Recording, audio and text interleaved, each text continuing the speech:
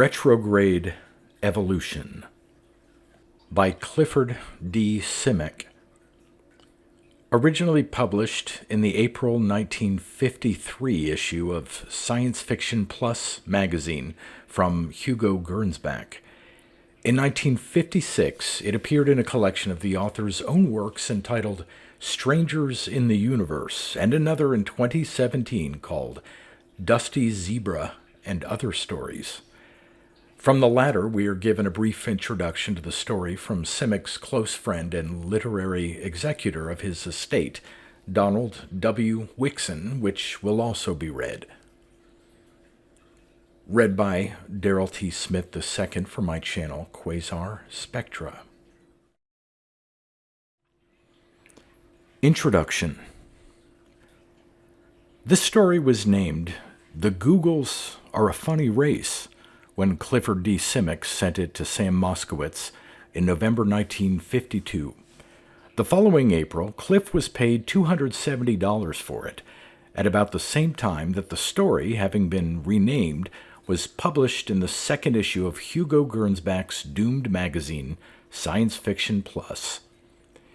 Gernsback, perhaps abusing his status as one of the founding fathers of magazine science fiction, included in that same issue a long editorial in which he excoriated pseudo-science fiction, by which he meant stories represented as science fiction that were based on science that was not possible, an attitude that would a few months later lead him to take unusual liberties with a different Simak story, Target Generation.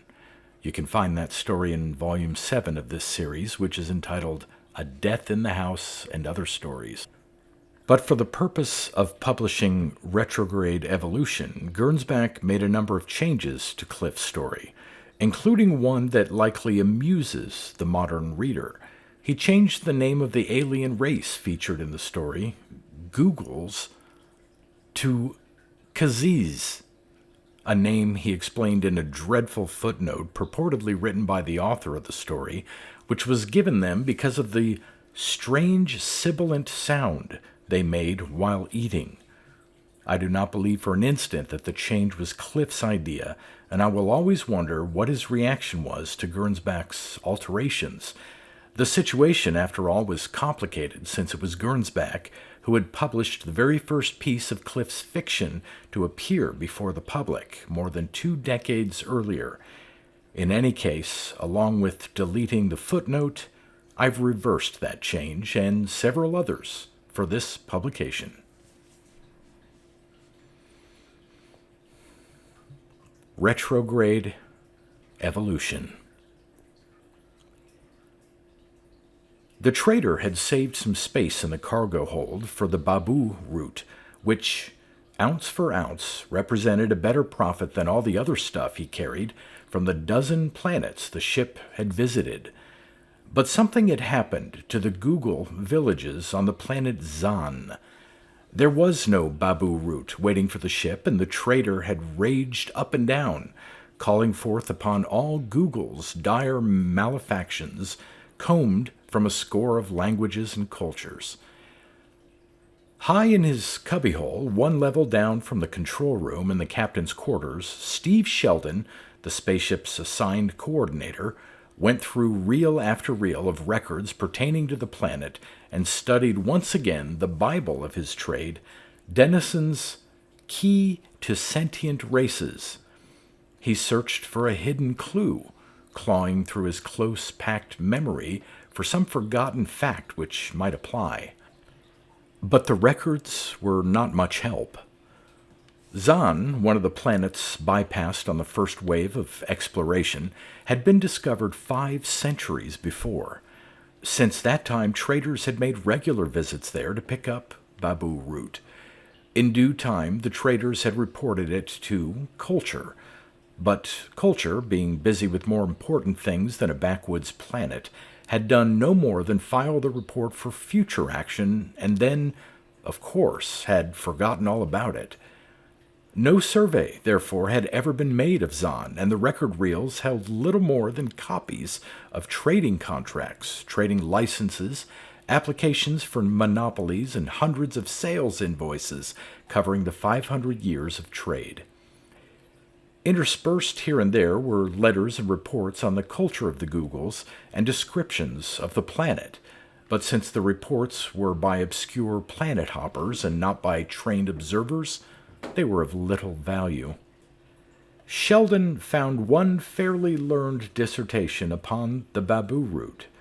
From that paper he learned that the plant grew nowhere else but on Zan and was valuable as the only known cure for a certain disease peculiar to a certain sector of the galaxy.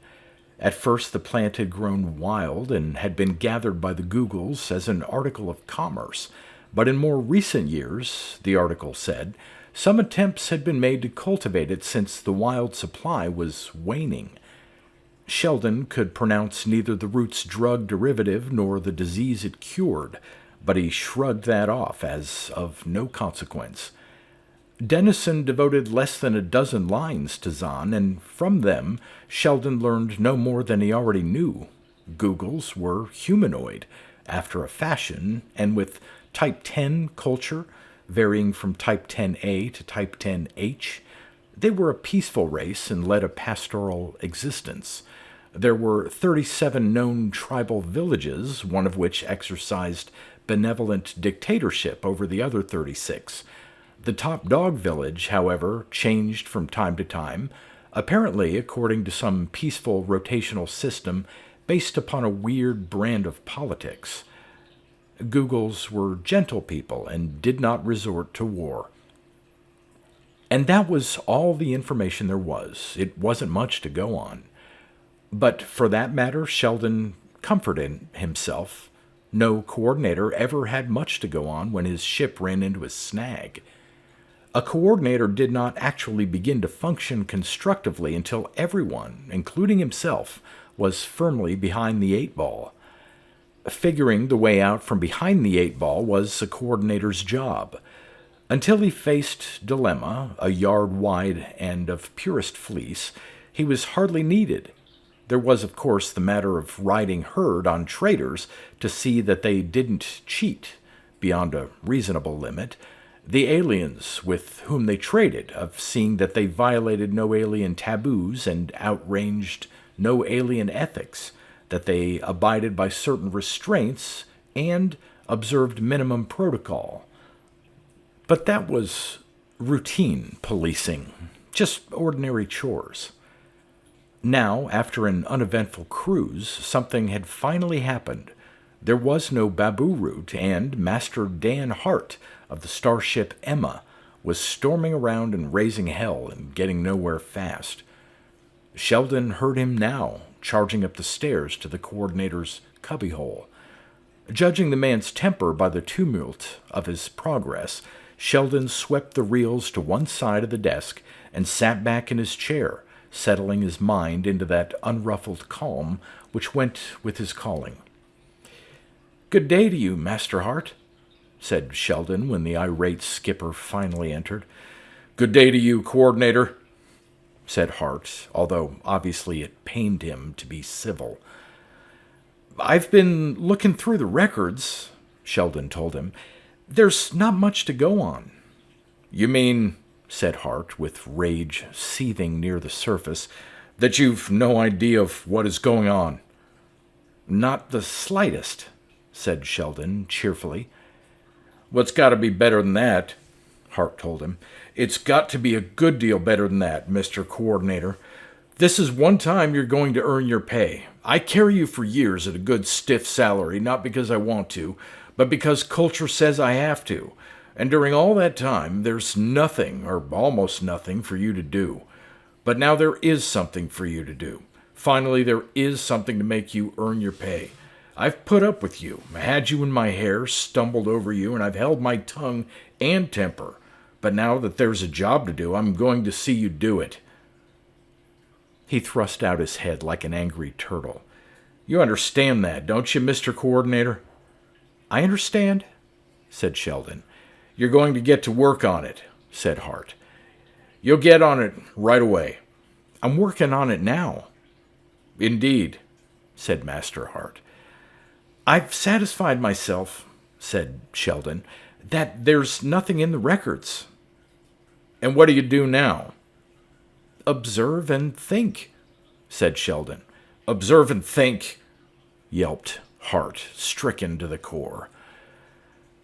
Maybe try a hunch or two, said Sheldon.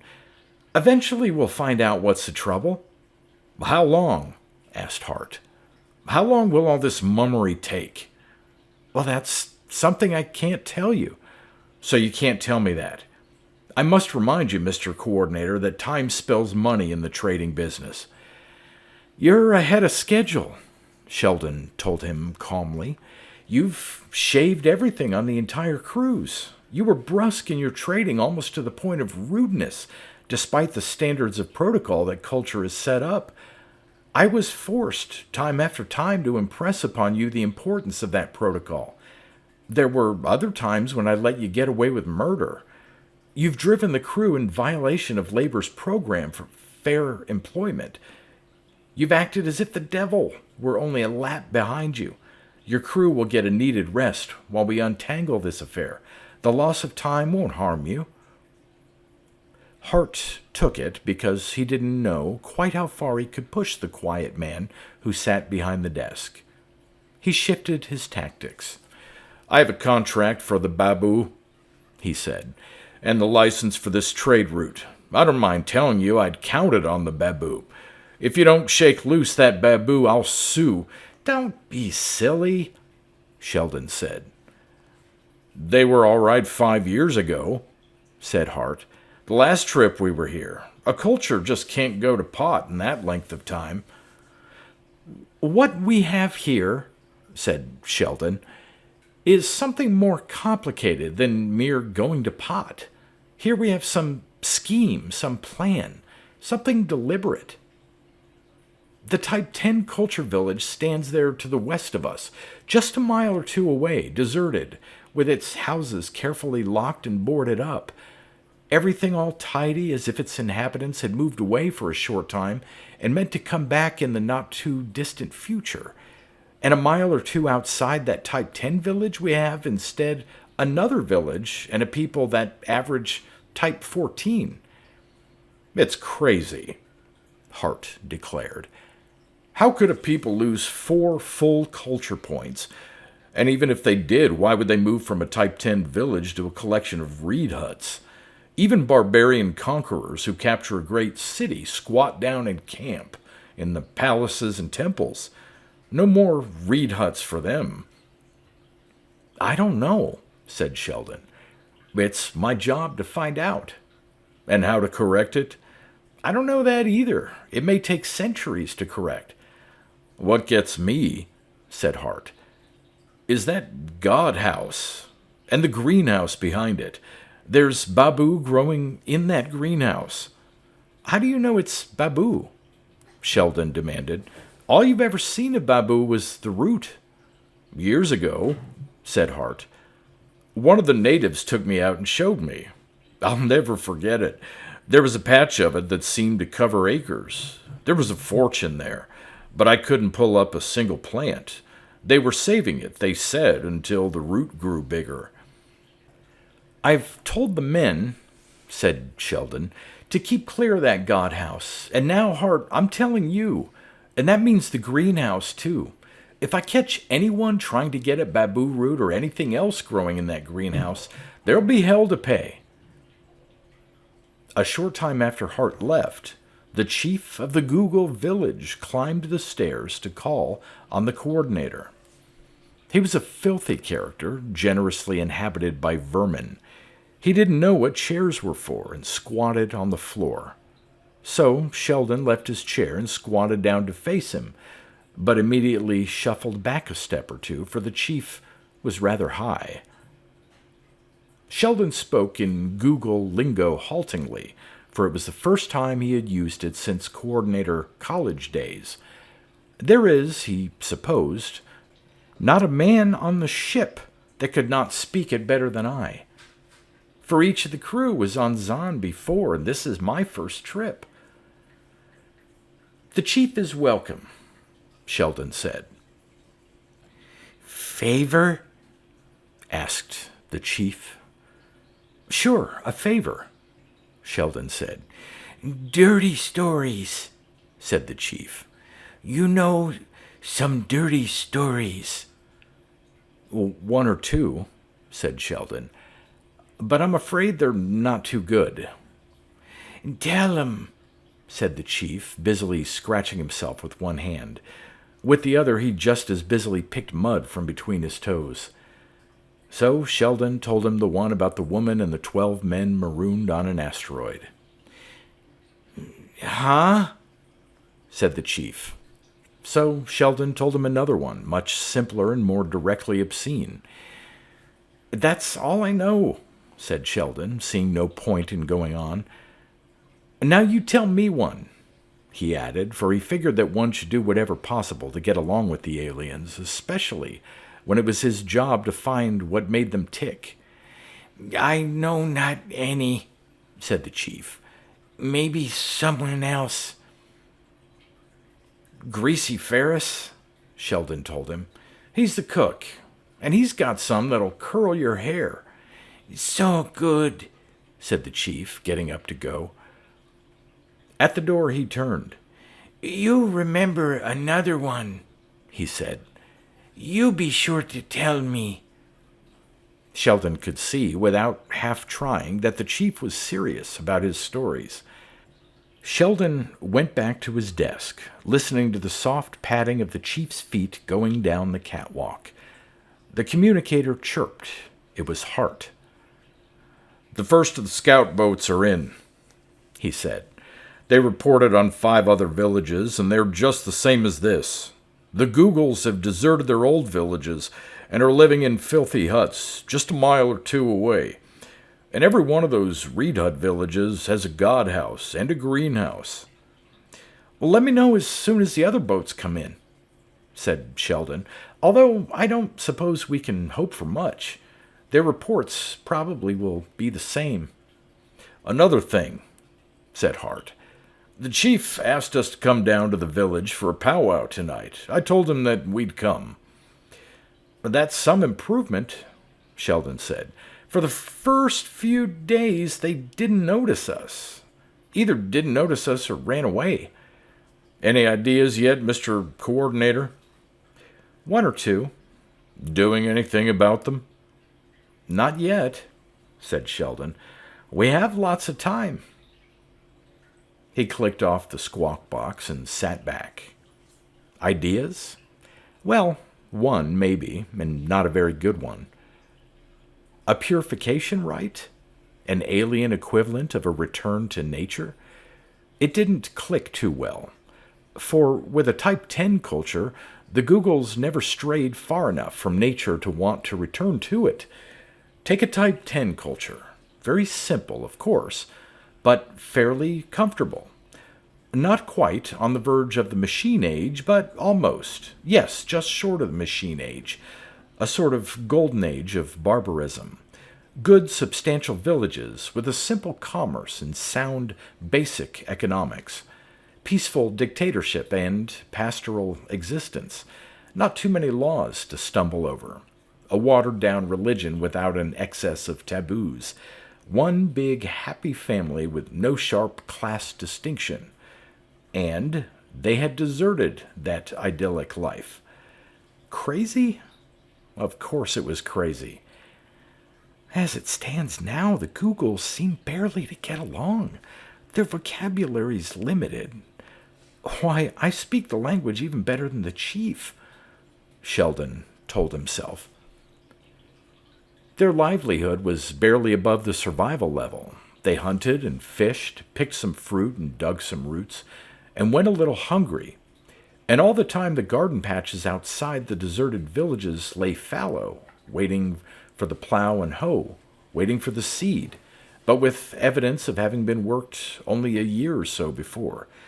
And in those patches, undoubtedly, they had grown the babu plants as well as vegetables. But the Googles now apparently knew nothing of plow or hoe or seed. Their huts were ill-made and dirty. There was family life, but on a moral level that almost turned one's stomach. Their weapons, were of stone, and they had no agricultural implements. Retrogression? No, not just simple retrogression, for even in the retrogression there was paradox. In the center of the Type 14 village to which the Googles had retreated stood the God House, and back of the God House stood the greenhouse with Babu growing in it. The greenhouse was built of glass, and nowhere else in the Type 14 village was there any sign of glass. No Type 14 alien could have built that greenhouse, nor the God House either. No mere hut, that God House, but a building made of quarried stone and squared timbers, with its door locked tight by some ingenious means that no one yet had figured out. Although, to tell the truth, no one had spent much time on it. On an alien planet, visitors don't monkey with a God House. "I swear," said Sheldon, talking aloud to himself, "that the God House was never built by that gang out there. It was built, if I don't miss my guess, before the retrogression. And the greenhouse, too. On Earth, when we go away for a vacation and have potted flowers or plants that we wish to keep alive, we take them to a neighbor or a friend to care for them, or make arrangements for someone to come in and water them. And when we go on vacation from a Type 10 culture back to Type 14, and we have some babu plants that are valuable seed stock, what do we do with them? We can't take them to a neighbor, for our neighbor, too, is going on vacation. So that we do the best we can. We build a greenhouse and rig it up with a lot of automatic gadgets that will take care of the plants until we come back to care for them ourselves." And that meant that almost proved that the retrogression was no accident. The crew slicked themselves up for the powwow, putting on clean clothes, taking baths, and shaving. Greasy hauled out his squeeze box and tried a tune or two by way of warming up. A gang of would-be singers in the engine room practiced slow harmony, filling the ship with their caterwauling. Master Hart caught one of the tube men with a bottle that had been smuggled aboard. He broke the man's jaw with one well-directed lick, a display of enthusiastic discipline which Sheldon told Hart was just a bit extreme. Sheldon put on a semi-dress outfit, feeling slightly silly at dressing up for a tribe of savages, but he salved his conscience with the feeling that, after all, he was not going all the way with a full-dress uniform. He was putting on his coat when he heard Hart come down from his quarters and turn toward his cubbyhole. "The rest of the scouts came in," said Hart from the door. "Well?" "They're all the same. Every single tribe has moved out of its old village and set up a bunch of hovels, built around a higher culture god house and a greenhouse. They're dirty and half-starving, just like this bunch out here." "I suspected it," said Sheldon. Hart squinted at him, as if he might be calculating where he best could hang one. "It's logical," said Sheldon. "Certainly you see it. If one village went native for a certain reason, so would all the rest." "The reason, Mr. Coordinator, is what I want to know." Sheldon said calmly, "I intend to discover it." And he thought, it was for a reason then. If all of them went native, it was for some purpose, according to some plan, and to work out and coordinate such a plan among 37 villages would call for smooth-working communication, far better than one would look for in a Type 10 culture. Feet pounded on the catwalk, thundering up. Hart swung around to face the door, and Greasy, charging into it, almost collided with him. The cook's eyes were round with excitement, and he was puffing with his run. "They're opening the god house," he gasped.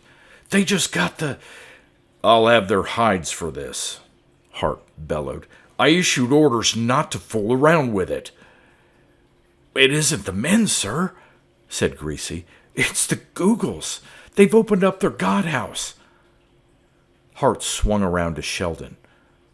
"We can't go," he said. "We have to go," Sheldon said. They've invited us. At this particular moment, we can't offend them. Sidearms, then, said Hart. With orders not to use them except as a last resort. Hart nodded. And some men stationed up here with rifles to cover us if we have to run for it. Well, that sounds sensible, said Sheldon. Hart left at the double. Greasy turned to go. Just a minute, Greasy. You saw the God House standing open? That I did, sir. And what were you doing down there? Why, sir... From his face, Sheldon could see that Greasy was fixing up a lie. I'm not the skipper, Sheldon said. You can talk to me. The cook grinned. Well, you see, it was like this. Some of them Googles were cooking up some brew, and I gave them some pointers just to help along a bit. They were doing it all wrong, sir, and it seemed a pity to have their drinking spoiled by ignorance, So tonight you went down to get your cut? That, sir, was about the way it was. I see, said Sheldon. Tell me, Greasy, have you been giving them some pointers on other things as well? Well, I told the chief some stories. Did he like them? I don't know, said Greasy. He didn't laugh, but he seemed to like them all right. I told him one, said Sheldon. He didn't seem to get it. That might be the case, said Greasy. If you'll pardon me, sir, a lot of your stories are a bit too subtle. That's what I thought, said Sheldon. Anything else? Anything... Oh, I see. Well, there was one fixing up a reed to make a flute, and he was doing it all wrong. So you showed him how to make a better flute? That I did, said Greasy. I'm sure, said Sheldon, that you feel you've put in some powerful licks for progress, helping along a very backward race. Huh? Said Greasy. That's all right, said Sheldon. If I were you, I'd go easy on that brew. That's all you want of me? Asked Greasy, already halfway out the door. That's all I want, said Sheldon. Thanks, Greasy. A better brew, thought Sheldon. A better brew and a better flute and a string of dirty stories. He shook his head. None of it, as yet, added up to anything. Sheldon squatted on one side of the chief and Hart squatted on the other. Something about the chief had changed. For one thing, he was clean. He no longer scratched and he was no longer high. There was no mud between his toes. He had trimmed both his beard and hair, scraggly as they were, and had combed them out. A vast improvement over the burrs and twigs and maybe even birds' nests once lodged in them. But there was something more than cleanliness. Sheldon puzzled over it even as he tried to force himself to attack the dish of food that had been placed in front of him. It was a terrible-looking mess, and the whiff he had of it wasn't too encouraging. And to make matters worse, there were no forks. Beside him, the chief slurped and gurgled, shoveling food into his mouth with a swift, two-handed technique. Listening to his slurping, Sheldon realized what else was different about him. The chief spoke better now. Just that afternoon he had talked a pidgin version of his own tongue, and now he talked with a command of the language that amounted almost to fluency. Sheldon shot a glance around the circle of men squatted on the ground. Each Earthman was seated with a Google to each side of him, and between the slurping and the slopping, the natives made a point of talking to the Earthmen. Just like the Chamber of Commerce boys do when they have guests, thought Sheldon, doing their best to make their guest content and happy and very much at home. And that was a considerable contrast with the situation when the ship first had landed, when the natives had peeked out of doorways or had merely grunted when they'd not actually run away. The chief polished his bowl with circling fingers, then sucked his fingers clean with little moans of delight. Then he turned to Hart and said, I observe that in the ship you eat off an elevated structure. I have puzzled over that.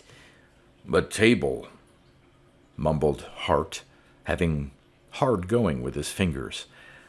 I do not understand, said the chief, and Hart went on to tell him what a table was and its advantage over squatting on the ground.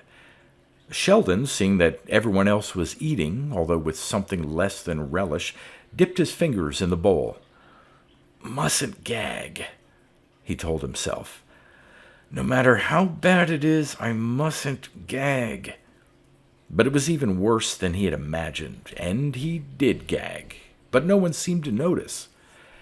After what seemed interminable hours of gastronomical torture, the meal was done, and during that time Sheldon told the chief about knives and forks and spoons, about cups, about chairs, pockets in trousers and coats, clocks and watches, the theory of medicine, the basics of astronomy, and the quaint Earthian custom of hanging paintings on a wall.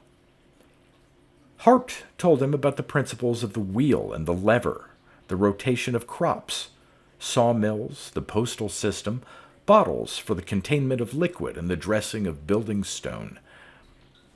Just encyclopedias, thought Sheldon. My God, the questions that he asks. Just encyclopedias for a squatting, slurping savage of a Type 14 culture. Although, wait a minute now, was it still 14? Might it not, within the last half-day, have risen to a Type 13? Washed, combed, trimmed, with better social graces and a better language? It's crazy. Utterly and absolutely insane to think that such a change could take place in the span of half a day. From where he sat, he could look across the circle directly at the godhouse with its open door, and staring at the black maw of the doorway, in which there was no hint of life or light, he wondered what was there and what might come out of it, or go into it. For he was certain that within the doorway lay the key to the enigma of the Googles and their retrogression, since it seemed that the godhouse itself must have been erected in preparation for the retrogression. No Type 14 culture, he decided, could have erected it. After the meal was over, the chief rose and made a short speech, telling them that he was glad the visitors could eat with the tribe that night, and that now they would have some entertainment. Then Hart stood up and made a speech, saying that they were glad to be on Zan, and that his men had come prepared to offer a small matter of entertainment in return, if the chief would care to see it. The chief said he and his people would. Then he clapped his hands as a signal, and about a dozen Google girls came out and marched around in the center of the circle, going through a ritual figure, weaving and dancing without benefit of music. Sheldon saw that the Googles watched intently, but none of it made much sense to him, well grounded as he was on alien ritual habits. Finally, it was over. One or two misguided Earthmen clapped, but quickly subsided into embarrassed silence when everyone else sat in deathly quiet. Then a Google with a reed pipe, perhaps the very one, Sheldon thought, upon which Greasy had done his consultative engineering, squatted in the center of the circle and piped away with a weird inconsistency that would have put to shame even the squeakiest of earthly bagpipers. It lasted for a long time and seemed to get nowhere, but this time the ship's crew, perhaps in relief at the ending, finally, of the number, whooped and clapped and yelled and whistled as if for an encore, although Sheldon was fairly sure they meant quite the opposite. The chief turned to Sheldon and asked what the men were doing. Sheldon had a reasonably hard time explaining to him the custom of applause. The two numbers, it turned out, were the sum total of the entertainment program whomped up by the Googles, and Sheldon would have liked to ask the chief if that was all the village could muster, a fact which he suspected, but he refrained from inquiring. The ship's crew took over then. The engine room gang gathered together with their arms around each other's shoulders in the best barbershop tradition and sang half a dozen songs, with Greasy laboring away on the squeeze box to accompany them. They sang old songs of Earth, the songs all spacemen sing, with unshed tears brightening their eyes. It wasn't long before others of the crew joined in, and in less than an hour the ship's entire complement was howling out the songs, beating the ground with the flats of their hands to keep time, and flinging back their heads to yelp the earthwards into the alien sky. Then someone suggested they should dance. One of the tube men called the sets while Greasy humped lower over his squeeze box, pumping out Old Dan Tucker and Little Brown Jug, and the Old Grade Mare, and others of their kind. Just how it happened, Sheldon didn't see, but all at once there were more sets. The Googles were dancing too, making a few mistakes, but their Earthmen teachers guided them through their paces until they got the hang of it. More and more of them joined in, and finally the entire village was dancing, even the chief, while Greasy pumped away with the sweat streaming down his face. The Google with the reed pipe came over after a while and sat down beside Greasy. He seemed to have got the technique of how to make the music too, for his piping notes came out loud and clear, and he and Greasy hunkered there, playing away like mad while all the others danced. The dancers yelled and hollered and stamped the ground and turned cartwheels, which were totally uncalled for and strictly out of place.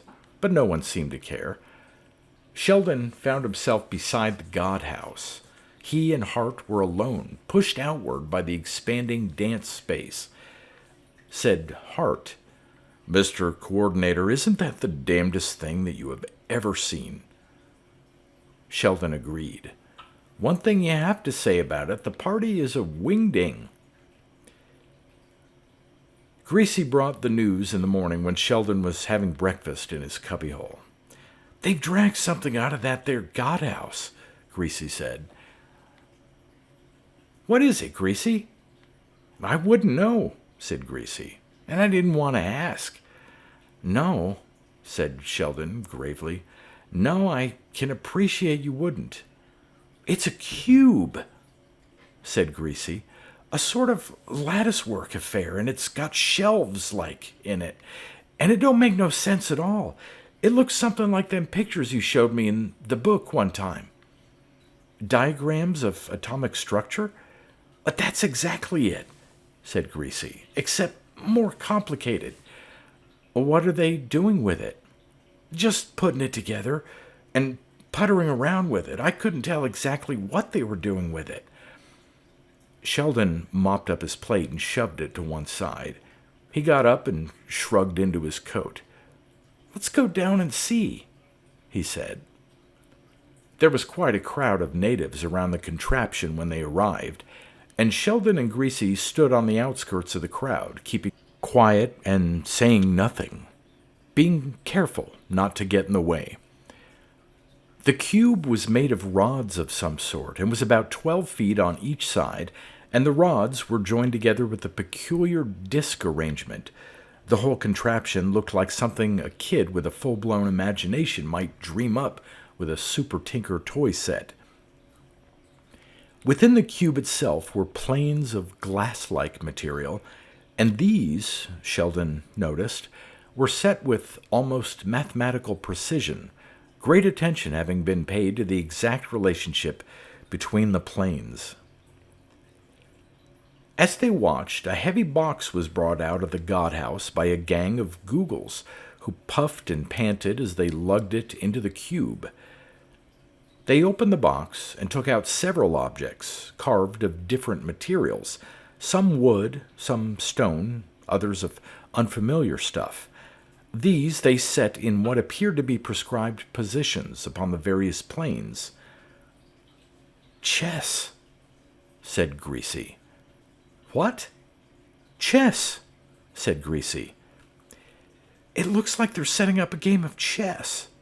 "It could be," said Sheldon, thinking, "if it is a chess game, it is the wildest, most fantastic, toughest game I have ever seen." "They got some screwy chess games now," said Greasy. "Fairy chess, they call it, with more squares to the board and more pieces, different than the ones you use just regular. Me, I never could rightly get the hang of even normal chess." The chief saw them and came over. "We are very confident," he said. "With the help you gave us, we can't help but win." "But that is gratifying," Sheldon said. "These other villages," said the chief, "haven't got a ghost. We have them pegged dead center. This will be 3 times hand-running." "You are to be congratulated," said Sheldon, wondering what it was all about. "It's been a long time," said the chief. "So it has," said Sheldon, still very much at sea. "I must go now," said the chief. "We start now." "Wait a second," Sheldon asked him. "You're playing a game?" "You might call it that," the chief admitted. "With these other villages? All the other villages?" "That's right," said the chief. "How long does it take? With all those villages, you and the other 36? "This one won't take long," the chief declared with a knowing leer. "Good luck, chief," said Sheldon, and watched him walk away. "What's going on?" asked Greasy. "Let's get out of here," said Sheldon. "I have work to do." Hart hit the ceiling when he learned the kind of work that Sheldon had to do. "You can't third-degree my men," he shouted. "I won't have it. They haven't done a thing." "Master Hart," said Sheldon, "you will have the men line up. I'll see them in my quarters, one at a time, and I won't third-degree them. I just want to talk to them." "Mr. Coordinator," said Hart, "I'll do the talking for them." "You and I, Master Hart," said Sheldon, "did our talking last night. Much too much of it." For hours on end, Sheldon sat in his cubbyhole while the men filed in, one at a time, and answered the questions that he shot at them. "What questions did the Googles ask you? How did you answer them? Did they seem to understand?" Man by man, the notes piled up, and at last the job was done. Sheldon locked the door, took a bottle from his desk, and had a liberal snort. Then he put the bottle back again and settled down to work, going through the notes. The communicator beeped at him. "The scouts are in," said Hart's voice, "and every single village has one of those cubes set up in front of their godhouse. They're sitting around it in a circle, and they seem to be playing some sort of game. Every once in a while, someone gets up from the circle and makes a move on one of the planes in the cube, and then goes back and sits down again." "Anything else?" "Nothing else," said Hart. "That was what you wanted, wasn't it?" "Yes," said Sheldon. "I guess that was what I wanted." "Tell me one thing," asked Hart. "Who are they playing?" "They're playing one another." "One another what?" "The villages," said Sheldon. "The villages are playing against one another." "You mean 37 villages?" "That's what I mean." "Would you tell me just how in hell 37 villages can play one single game?" "No, I can't," said Sheldon. But he had the terrible feeling that he could make a guess at least. When it had become apparent that the retrogression was a planned affair, he remembered he had wondered about the problem of communications which would have been necessary to have 37 villages simultaneously retrogress. It would have taken, he had told himself, a higher order of communications than one would expect to find in a Type 10 culture.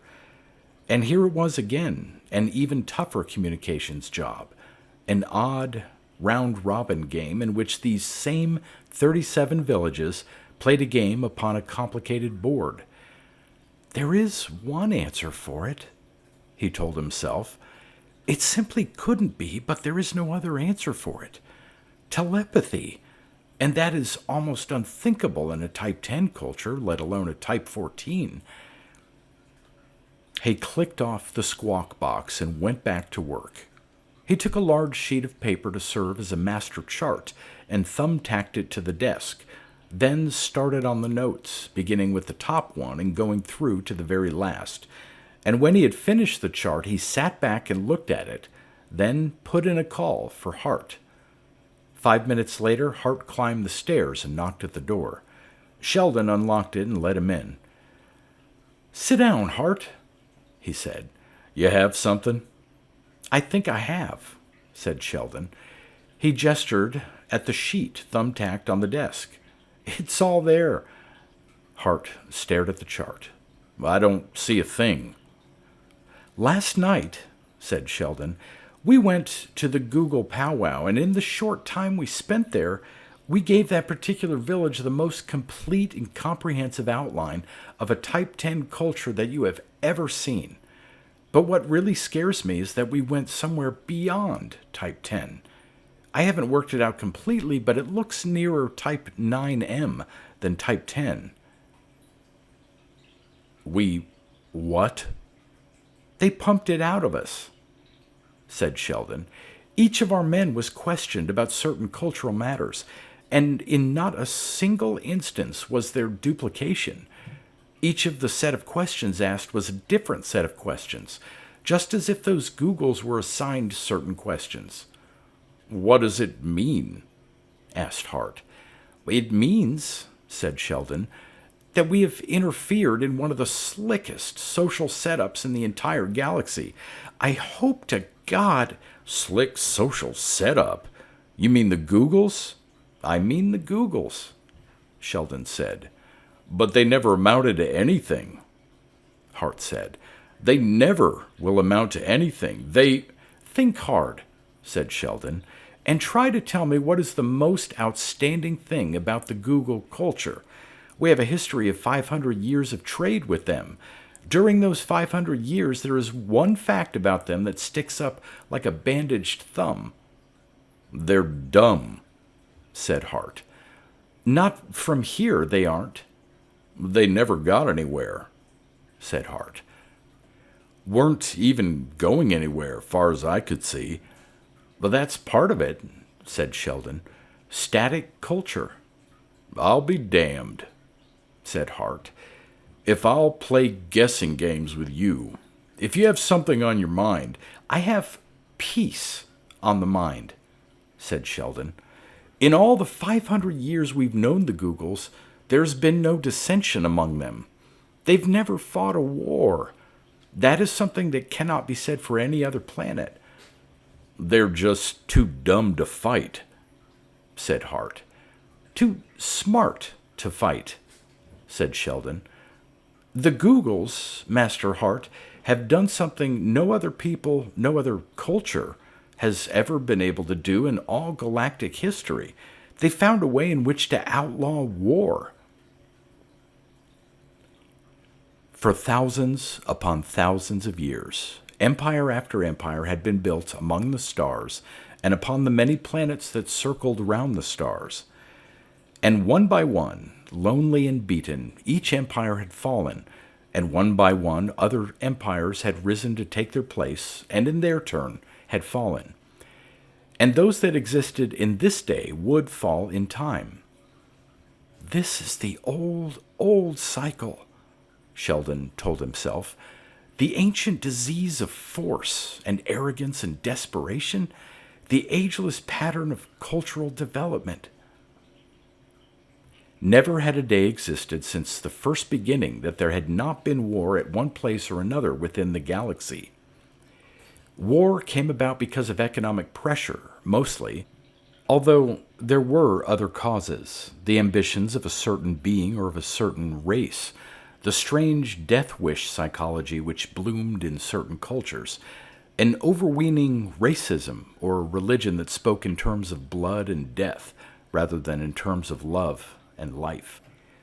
Break down the causes of war, Sheldon thought, and we would find a pattern, certain factors which made for war and certain other factors which made for victory once war had been invoked. Now, suppose we made a study of war, its causes and the winning of it. Suppose we worked out the relevant relationships which each factor held to all the other factors, and not only that, but the relevant power of certain groups of factors against other groups of factors, factors of racial ingenuity and technology, of the human spirit, of logistics, of cultural development and the urge to protect and retain that culture, and hatred or the capacity to hate, all the many factors, tangible and intangible, which went into the making and the winning of a war. And broken down into concrete terms, what would some of those factors be? What factors pushed a culture to the point of war? What factors made a victor? Certainly not just steel and firepower, certainly not courage alone, or generalship alone, or logistics, or any other thing that could stand alone. There would be other things as well, little inconsequential, homely items like sitting in a chair instead of squatting on the floor to eat, or using a knife and fork and not fingers. And other things, like dirty stories and better drinking liquor, and a better pipe fashioned from a reed. For into all of these would go certain principles. The principle involved in the making of a better beer might light the way to manufacture a chemical that could be used in war. The perverted wit that shaped a dirty story might be turned to more destructive use in the propaganda section. The knowledge that made a better musical instrument might be extended to fashion an instrument that was not musical but deadly. It would be abilities such as these which would supply the economic pressure that might start a war or contribute to that sense of superiority and intolerance and invincibility which might incline a tribe to war. And if we watched the factors which represented these and other abilities, we would know when a war was about to pop. And it was these same basic abilities and attitudes, plus a million other factors, which would determine who would win if a war should start. Knowing this, we could assign certain actual values to all these cultural factors, although the value, as in a hand of cards, would be increased or decreased as they occurred in combination. Sheldon got up and paced the tiny room, 3 steps up and 3 steps back. Suppose, then, he thought, we made a game of it, a game of war, with all the factors represented by game pieces assigned sliding values. Suppose we played a game instead of fighting a war. Suppose we let the game decide which side would have won if there had been a war. Suppose, furthermore, that we watched cultures and detected the rise of those factors which finally led to war. Suppose we could say that if the rise of certain factors should continue, war would then be inevitable in 5 years or 10. Suppose we could do this. Then we could catch a war before it started. We could see the danger signals and we would know the crisis point. And when we reached the crisis point, we played a game. We did not fight a war. Except, Sheldon told himself, it wouldn't work.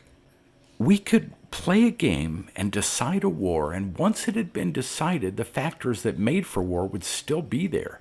The crisis point would stand. We would be right back where we started. We would not have gained a thing. For the game, while it might decide who would have won the war, would not upset or correct the economic pressure, would not erase the crisis point. No doubt the game could show which side would have won. It could predict, with a small percentage error, the outcome of a war, but it could not wipe out excess populations.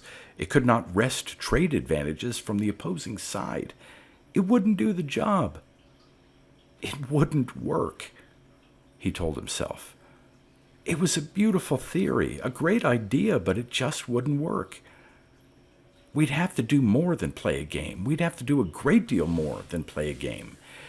Besides determining who would have won the war if there had been a war, we would have to remove voluntarily the factors which had brought about the war, the solid, substantial facts of economic pressure, of intolerance, of all the other factors which would be involved.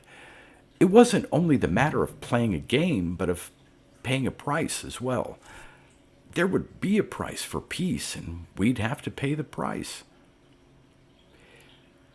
For there would be more than one set of factors.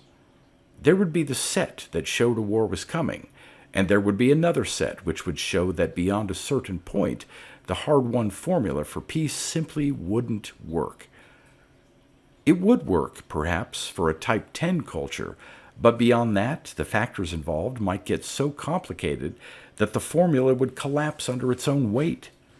A Type 10 culture might be able to deal with a factor which represented the cornering of the market on a certain food, but they could not deal with a factor which represented the complexity of galactic banking. The formula might work for a Type 10 culture, but it might not work for Type 9. It might be utterly worthless for Type 8. So the Googles not only played the game, but they paid the price of peace. And the price of peace was to run the other way. They retreated from advancement. They went clear back to 14, and they stayed there for a while, then went forward rather swiftly, but not as far as they were before they retrogressed. They went back voluntarily, and they stayed back, so they wouldn't fight a war. They went back not because war was less likely in a Type 14 culture than in a Type 10 culture, but they went back so that the formula, once it had been used, would be effective. They stayed back so that they had some room to advance before they again reached the point beyond which the formula would break down. But how would they go back? How would they retreat from a 10 to a 14 culture? Retrogress. Sure, they would retrogress. They would leave their comfortable village and go back and live in squalor, and all the time the game board and the pieces and the position values they had earned in their Type 10 existence would be safely locked away inside the God House. There would come the day when they had advanced far enough so that they could play the game, and they played it then according to the rules and with what they had, unless they hit the jackpot and a spaceship from a higher culture landed in their midst and handed them, on a silver platter, as it were, a load of atom bombs to be used in a bow and arrow war. Sheldon sat down at his desk and held his head in his hands. How much? He asked himself. How much more did we give them than they had before? Have we wrecked the formula? Have we given them so much that this village just outside the ship can bust the formula wide open? How much tolerance would there be? How far could they advance before a Type 10 culture and still be within the safety limit? He got up and paced the floor again. It's probably all right, he told himself. They've played the game for 500 years we know of. For how many thousands of years more than that we simply cannot know. They would not willingly break down the formula. They would know the limit. For there must be a deeply ingrained fear of war within their very culture, or otherwise they would not continue to subscribe to the formula. And it's a simple formula, really. Simple, like falling off a log. Except, how did a people deliberately retrogress? Hypnotism? Hypnotism wouldn't work. For what would happen to the hypnotist? He'd remain as a random and dangerous factor. A clever machine, perhaps. Except the Googles had no machines at all, so it couldn't be machines. Drugs? Maybe. There was a root, and out of the root a drug was made to fight a disease peculiar to a certain sector of the galaxy, the babu root. Zan was the only place where the babu plant was grown. Good Lord, said Sheldon. I didn't think of that. I read about it. What was that disease? He dug out his reels and put them in the viewer and found the dissertation on the use of the babu root and he found the name of the disease, which was unpronounceable. He looked through the index of his reels and found a reel with the medical information, and there were a few lines on that strange disease. Nervous disorder with high emotional tensions involved, in many cases stressing a sense of guilt arising from the inability to forget past experiences. The drug induces a complete state of forgetfulness from which the patient gradually recovers, retaining basic precepts rather than the welter of detailed experiences, the impingement of which contributes to his condition. That's it. Of course. That's the perfect answer. The Googles ate of the baboo root, perhaps ceremonially, and they forgot. And in the forgetting, they sloughed their culture from them, retrogressing 4 entire culture points. Then, after a time, the effect of the baboo root would gradually wear away, and they would remember, and, remembering, advance up the cultural scale. They would remember not the details of their former culture, but only its basic precepts, and in that way they'd not climb as high as they had been before. In that way they'd leave a margin through which they would advance toward the next crisis. Then, once again, they'd eat of the baboo root, and once again, war would be averted. For while the game would determine who would have won the war if one had been fought, the forgetting and the slow recovery from the baboo would wipe out the cause of war, would remove the crisis point. The formula worked because even before they played the game, the factors of war would have been upset and the crisis point have already disappeared. God forgive us, Sheldon said. Our little grasping souls. He went back to the desk and sat down. With a hand that suddenly was heavy, he reached out and thumbed up the communicator for a call to Hart. "What is it now?" rasped Hart. "Get out of here," Sheldon ordered. "Get off this planet as quickly as you can." "But the root—" "There isn't any root," said Sheldon. "Not anymore. There isn't any root."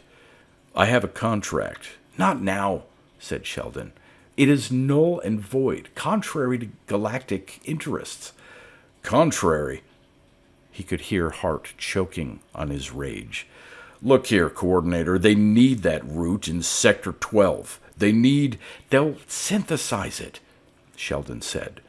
"If they want it, they'll have to synthesize it. There's something more important." "You can't do this," said Hart. "I can," said Sheldon. "If you think I can't, try me out and see." He snapped the toggle down and waited, sweating out the issue. Then minutes passed before he heard the men running in the ship below, preparing for blastoff. He watched the planet fade behind them as the ship fled into space. "Courage," he said to himself, thinking of the Googles, the bare, cold courage of it. "I hope it's not too late. I hope we didn't tempt them too far. I hope they can offset the damage that we did." There must have been a day when the Googles were a great race, building a great civilization, greater perhaps than any culture now in the galaxy, for it would have taken a fantastically advanced people to have done what they have done. It was no job for a Type 10 culture, nor for a Type 6 culture, which is the best that Earth itself can boast.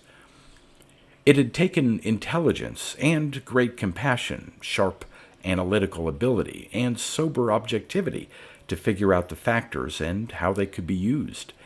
And it had taken courage beyond imagination to activate the course those ancient Googles had worked out, to trade a culture that might have reached Type 2 or 3 for a Type 10 culture, because their plan for peace would not work beyond a Type 10 culture.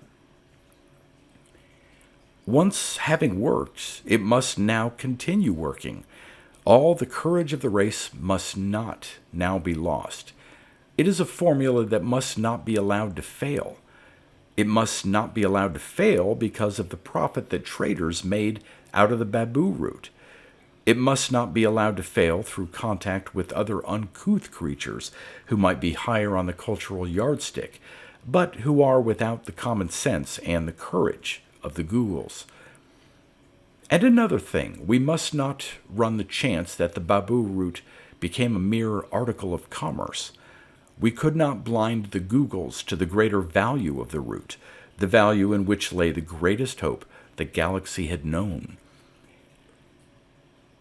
Sheldon went back to the chart he'd made and checked through the information which the Googles had pumped out of the crew, and it added up to just slightly more than a Type 10 culture, a Type 9R perhaps, and that was dangerous, but probably not too much so, for the Type 10A, if the Googles ever got that far, probably still represented a certain margin of safety, and there was the matter of the lag in the culture due to the Babu eating, which would probably add an additional safety margin.